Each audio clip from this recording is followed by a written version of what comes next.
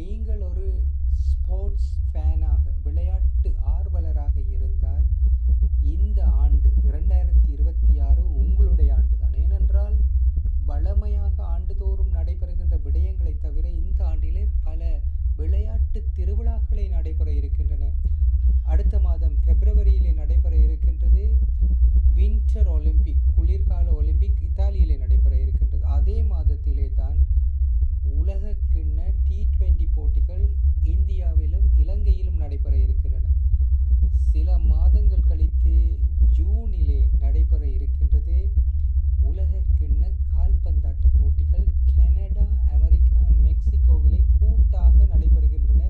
June மாதம் 11ஆம் திகதியிலிருந்து ஜூலை மாதம் வரையிலே நடைபெற இருக்கின்றது. அதனை தவிர காமன்வெல்த் போட்டிகளும் நடைபெற இருக்கின்றன. இதனை தவிர நடைபெறுகின்ற அனைத்து வருடாந்த போட்டிகளும் நடைபெற இருக்கின்றன. ஆகவே உண்மையிலேயே விளையாட்டு ரசிகர்களுக்கு இது ஒரு மிகவும் அதிர்ஷ்டமான, விரும்பத்தக்க ஒரு ஆண்டு என்றால் மிகையாகாது.